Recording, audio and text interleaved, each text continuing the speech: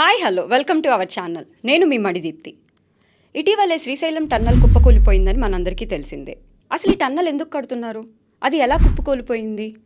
ఇప్పుడు సహాయక చర్యలు ఎలా సాగుతున్నాయి? ఈ టన్నల్ అనేది SLBC అంటే శ్రీశైలం లెఫ్ట్ బ్యాంక్ కెనాల్ ప్రాజెక్ట్లో భాగంగా నిర్మిస్తున్నారు.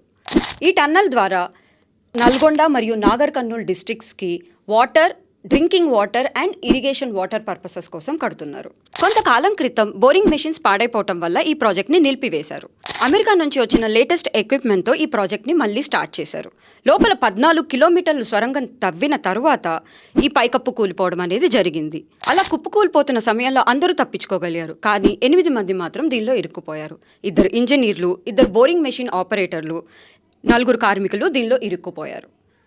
అధికారులను అడిగితే మాత్రం లోపల వాటర్ సీపేజ్ అంటే నీటి ఊట పెరగటం వల్ల ఇది కుప్పకూలిపోయిందని చెప్తున్నారు. అంతేకాదు కుప్పకూలిపోవడం వల్ల వచ్చిన చెత్త మరియు లోపల ఉన్న నీటి ఊట రెండూ కలవడం వల్ల బురదగా ఫామ్ అయ్యి రెస్క్యూ ఆపరేషన్స్ని చాలా డిఫికల్ట్ చేస్తున్నాయని కూడా మనకి తెలియజేశారు. కుప్పకూలిపోయిన వెంటనే NDRFలు, SDRFలు రంగంలోకి దిగాయి.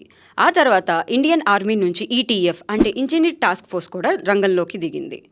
కేంద్రం నుంచి తప్పకుండా సహాయక చర్యలు లభిస్తాయని చెప్పి హామీ కూడా ఇవ్వడం జరిగింది. కానీ లోపల వాళ్ళు ఎలా ఉన్నారు, ఏం చేస్తున్నారు అనేది మాత్రం మన ఎవరికీ తెలియదు. వాళ్లతో ఎలాంటి కమ్యూనికేషన్ మాత్రం లేదు. ఇప్పుడు ఏం జరుగుతుంది అనేది ఎవరికీ తెలియదు. ఆల్రెడీ 11 కిలోమీటర్ లోపల వరకు అధికారులు తవ్వడం అయితే జరిగింది. వాళ్ళు తప్పకుండా ఆరోగ్యంగా బయటికి రావాలని కోరుకుంటున్నాము. ఇలాంటి మరిన్ని వీడియోస్ కోసం మా ఛానల్ని లైక్ చేయండి, షేర్ చేయండి అండ్ సబ్స్క్రైబ్ చేసుకోండి. Thank you.